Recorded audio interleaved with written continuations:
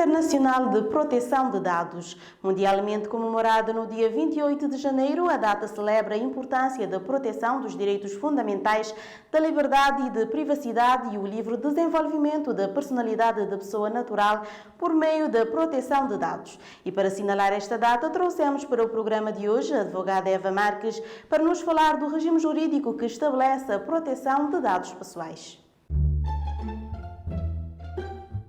Hoje vamos falar de proteção dos nossos dados pessoais. E vou dar um exemplo. Nós temos os nossos dados médicos, não é? Quando é que nós fomos à consulta no nosso médico, porquê, que doenças temos, que doenças fomos tratados, que medicamentos tomamos, e estes são dados considerados dados pessoais, os dados relativos à nossa saúde. E temos muitos direitos relativamente a estes dados. E quando falamos nos dados pessoais, falamos de também os nossos dados biométricos, não é? O acesso às nossas impressões digitais, às impressões da nossa retina, etc. São dados que nos pertencem. Dados genéticos também, o nosso DNA, a nossa amostra sanguínea, que revelam muito de nós.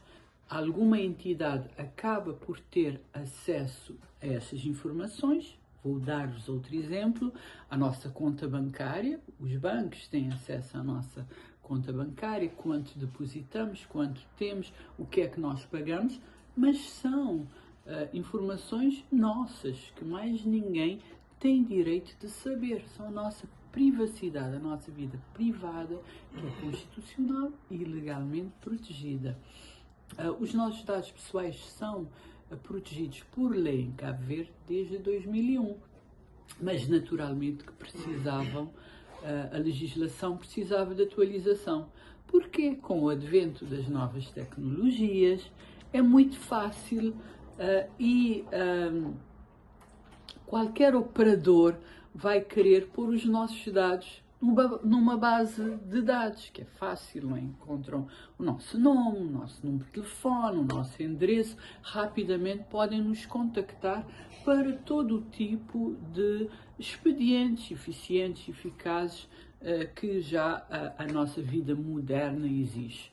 No entanto, quando põem os nossos dados numa base de dados e é muito fácil aceder-se a ele, nós estamos a pôr em risco os nossos dados e as nossas informações pessoais que não queremos partilhar, e é um direito que nós temos, não é? Então, houve a necessidade da legislação se atualizar para proteger-nos, para proteger os nossos dados que não queremos devassados e partilhados com todos. Esta nova legislação protege, e eu vou dar alguns elementos específicos. Vamos imaginar que a nossa entidade patronal, para quem trabalhamos, vai ao nosso médico, vai ao nosso hospital, à nossa clínica e pede os nossos relatórios médicos. A entidade patronal diz: eu preciso disso, que é para saber se estás em condições físicas e psicológicas para trabalhar para mim. Está tudo muito bem, mas sem o meu consentimento, a entidade patronal não pode ter acesso aos meus dados. Registro criminal, dados financeiros, meu crédito bancário, tudo isto é privado. A minha relação com as finanças, se paguei ou não os impostos, isto são todos dados privados que não podem ter acesso, a não ser que eu tenha dado um consentimento muito claro.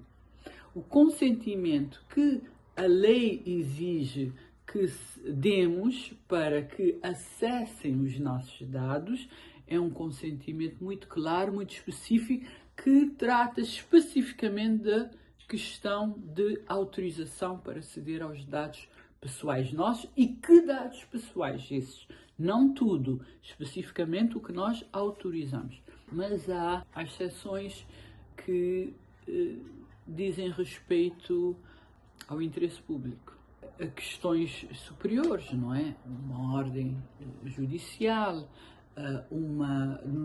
no interesse de se descobrir, por exemplo, a questão de um crime, que é um autor de um crime, pode-se fazer uma exceção, mas não é à toa. Portanto, também é proibido a correlação, a ligação de bases de dados, a não ser se existe interesse público autorizado pela Agência Nacional de Proteção de Dados ou pelos tribunais e etc. Outra questão, em caso de violação de uma base de dados, não é? Vamos imaginar que eu sou uma empresa de comunicação telefónica e eu sei que o meu sistema foi hackeado, não é? Hackers entraram no meu sistema e tiveram acesso a todas as informações sobre comunicação telefónica. A quem é que eu telefonei, a que horas é que eu telefonei, quanto é que eu paguei. A partir do momento que a empresa de telecomunicação sabe que houve essa violação, tem 72 horas para informar a Agência Nacional de Proteção de Dados Pessoais e também para informar todos os seus consumidores que foram violados, sob pena de lhe serem aplicadas coimas. A violação da Lei de Proteção de Bens Pessoais dá o direito à penalização, e incluindo não só penalizações administrativas, coimas, como até penas criminais e de prisão de 1 a 2 anos. Portanto, vamos ter isso em conta e vamos exigir a proteção dos nossos dados pessoais.